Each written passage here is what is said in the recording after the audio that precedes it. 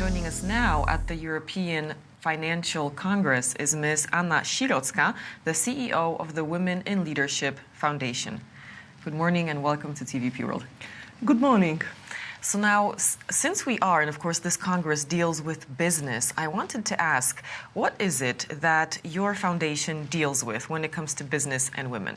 Well, for last 10 years, over 10 years, we are actually looking at the partnership of women and men in business, as we deeply believe, and not only believe, there are also kind of like studies, scientific studies about it, that it is beneficial for the businesses that we have both representation of women and men, and that we work together. So can you tell us more about these studies and what is it that is beneficial about having both men and women in these positions? Well, it brings diversity to the table. It helps in many dimensions in the business. We have studies done by large investment funds, investors, that basically show that the companies which are diverse and are in their portfolios are simply doing better. They have better growth, they are much more innovative than the companies where we do not have this diversity at the table. It also influences highly, and in, I would say, current times, it's, it needs to be taken really seriously. Basically, young people, for them, diversity is kind of like, it is not something that we aspire to. It is something that should be kind of like normal in the environment. So when you are, as a CEO, facing a war for talent, because I think that in many ways we are actually, looking for the talent because of all the demographic challenges that we as Europe are facing. And to attract such talent, you simply also need diversity. And on top of that, when you look at the consumers, at the investor, their expectations as to what the company should represent are changing and are moving towards so-called S in ESG. So social, so kind of like diversity, equity and inclusion is something not that you aspire to, that it's something that you actually live with, in a sense that, this is part of your normal working environment. Mm-hmm.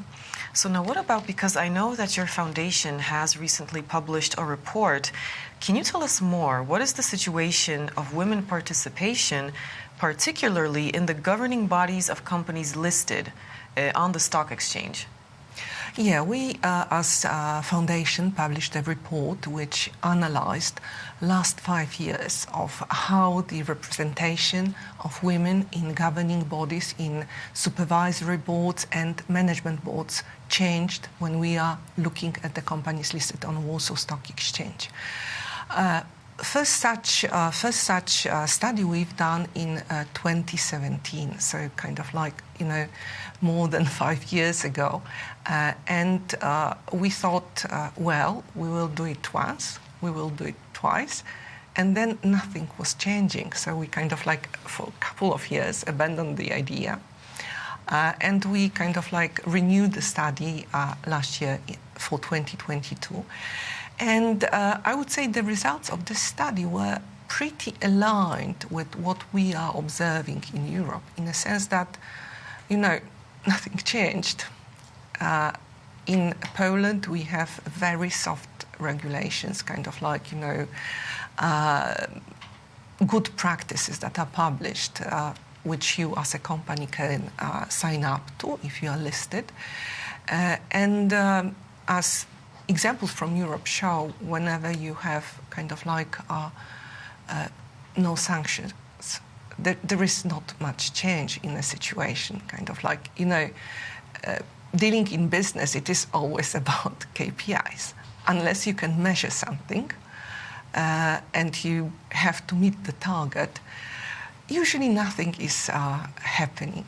So speaking about the companies listed on Warsaw Stock Exchange and kind of like dissecting it into two levels, both management board and supervisory board, the situation changed a bit in terms of representation of women in supervisory board.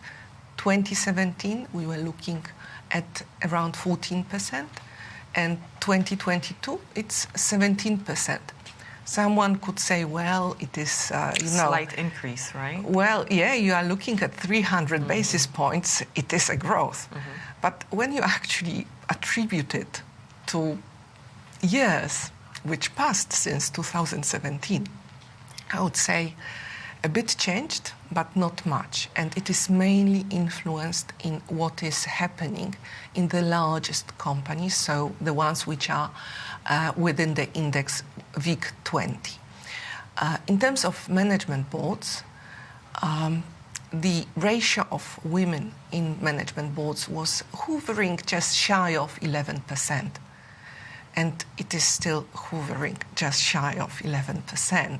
So kind of like we are looking at 20 basis points change. It might be a lot in the world of interest rates, but in terms of representation, it is actually no change. And I was referring to what is happening in Europe. There are studies which basically show that whenever you aspire to do something, you actually deal better with certain sanctions.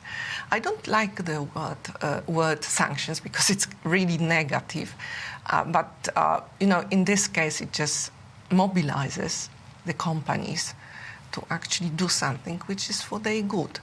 When we look at kind of like from 2002 to 2022 in Europe, or 2003, I don't remember exactly, you can see that whenever the countries introduced certain sanctions, which in incoming women on boards directive should be efficient, effective, proportional, and dissuasive.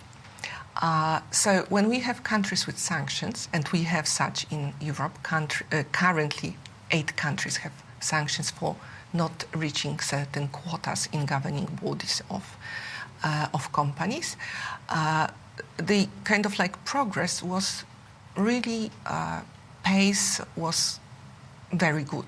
So everyone kind of like started from 10% in 2002 or 3, and currently where there was this, I would call it a nudge to change it, we are looking at around 40% representation in supervisory bodies. So this brings me to my next question, because you mentioned these 8 countries and, of course, this women on board. What is the legal situation in Poland then? Because, of course, you mentioned there are good practices, but how is this directive being implemented in Poland, and is it? Well, it is, for me, it is kind of like, for last 10 years, this directive was actually on the shelf in European Union and was not being kind of like progressed through the legal motions to actually be voted for implementation. And in last year, in November, it was actually the vote for go for it. So directive of women on boards was adopted by the Parliament. And now the countries in European Union are to kind of like implement it in local legal regulations, because directives are not directly kind of like binding for the countries like regulations in EU, but you have to transpose them to the local legal system. And Poland has the deadline, as any other European country, until the end of 2024 to transpose it into the local regulations. And then the effective date for those regulations to be binding is mid-2026.